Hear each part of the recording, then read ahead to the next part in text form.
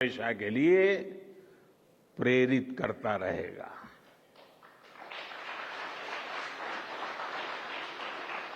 मेरे परिवारजनों, आप भी जानते हैं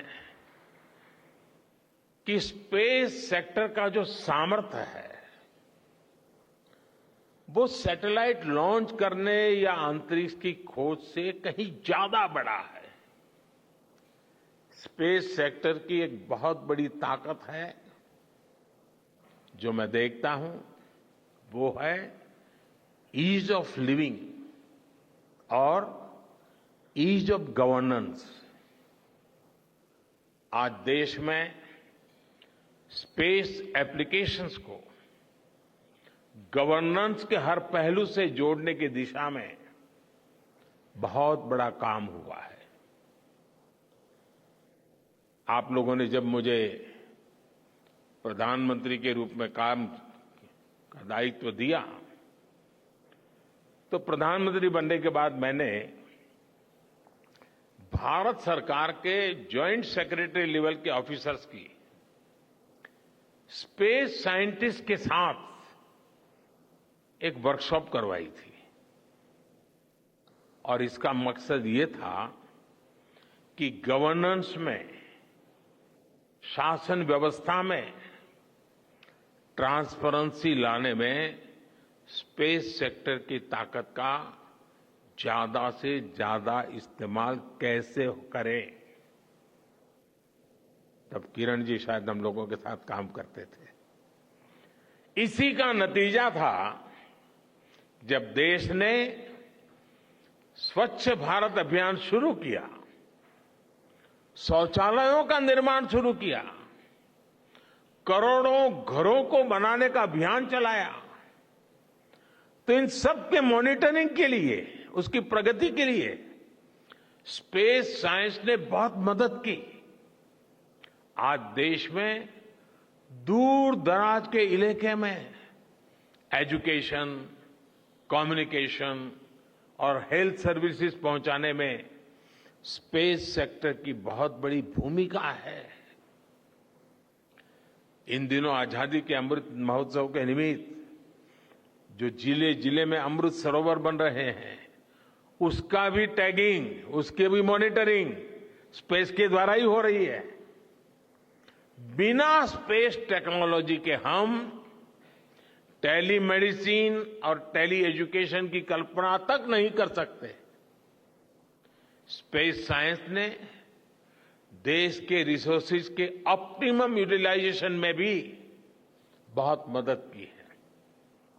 हमारे देश के एग्रीकल्चर सेक्टर को ताकत देने में, मौसम का अनुमान लगाने में स्पेस सेक्टर जो मदद करता है वो देश का हर किसान जानता है।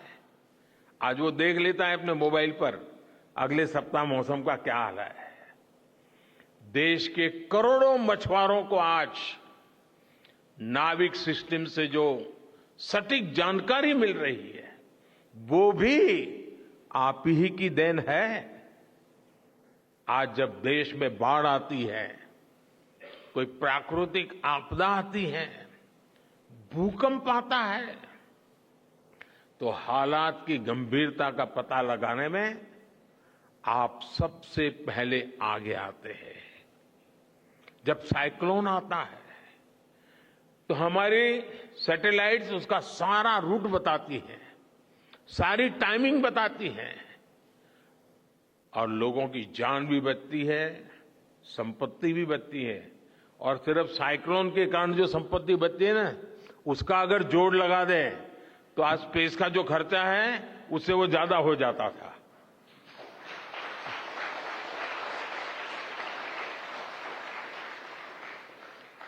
हमारे PM Gatishakti national master plan का आधार भी स्पेस टेक्नोलॉजी ही है। और आज दुनिया भारत के इस गतिशक्ति प्लेटफॉर्म का अध्ययन कर रही है कि प्लानिंग और मैनेजमेंट में ये प्लेटफॉर्म कितना उपयोगी हो सकता है। इससे प्रोजेक्ट्स की प्लानिंग, एजुकेशन और मॉनिटरिंग में काफी मदद मिल रही है। समय के साथ बढ़ता हुआ स्पेस एप्लीकेशन का ये दायरा हमारे युवाओं के लिए अपॉर्चुनिटीज भी बढ़ा रहा है, अवसर बढ़ा रहा है। और इसलिए आज मैं एक सुझाव भी देना चाहता हूं, और मैं चाहूंगा कि आपके यहां से जो रिटायर्ड लोग हैं वे इसमें काफी मदद कर सकते हैं। अब ये मत बोलिएगा कि इतनी सुबह सुबह मोदी जी यहां आए और कुछ काम भी दे करके जा रहे हैं। साथियों, मैं चाहूंगा कि इसरो, केंद्र सरकार के विभिन्न मंत्रालय और राज्य सरकारें मिलकर गवर्नेंस में स्पेस टेक्नोलॉजी पर एक नेशनल हैकाथॉन का आयोजन करें। इस हैकाथॉन में ज्यादा से ज्यादा युवा, ज्यादा से ज्यादा यूनिवर्सिटी, ज्यादा से ज्यादा नौजवान वो शामिल हो, जुड़े। मुझे विश्वास है ये नेशनल हैकाथॉन हमारी गवर्नेंस को और प्रभावी बनाएगा, देशवासियों को मॉडर्न सॉल्यूशंस देगा। और साथियों, आपके अलावा मैं अपनी युवा पीढ़ी को एक और टास्क अलग से देना चाहता हूं। और होमवर्क के दिए बिना बच्चों को काम करने का मजा नहीं आता है। आप सब जानते हैं कि भारत वो देश है जिसने हजारों वर्ष पूर्व ही धरती के बाहर अनंत अंतरिक्ष में देखना शुरू कर दिया था। हमारे यहां सदियों पहले अनुसंधान परंपरा के आर्यभट्ट, ब्रह्मगुप्त, वराहमिहिर और भास्कराचार्य जैसे ऋषि मनीषी हुए थे। जब धरती के आकार को लेकर भ्रम था, तब आर्यभट्ट ने अपने महान ग्रंथ आर्यभट्टीय में धरती के गोलाकार होने के बारे में विस्तार से लिखा था। उन्होंने एक्सिस पर पृथ्वी की रोटेशन और उसकी परिधि की गणना भी लिख दी थी। इसी तरह सूर्य सिद्धांत जैसे ग्रंथों में भी कहा गया है, सर्वत्रैव महिगोले, सर्वत्रैव महिगोले स्वस्थानम उपरि स्थितम मन्यन्ते खेयतो गोलस तस्य क्व ऊर्ध्वं क्व वादः।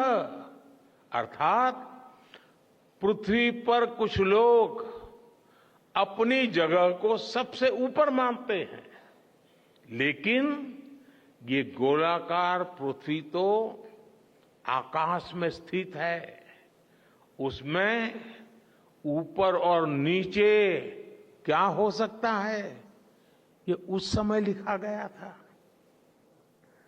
ये तो मैंने सिर्फ एक श्लोक बताया है। ऐसी अनगिनत रचनाएं हमारे पूर्वजों ने लिखी हुई है। सूर्य, चंद्रमा और पृथ्वी के एक दूसरे के बीच में आने से ग्रहण की जानकारी हमारे कितने ही ग्रंथों में लिखी हुई पाई जाती है। पृथ्वी के अलावा अन्य ग्रहों के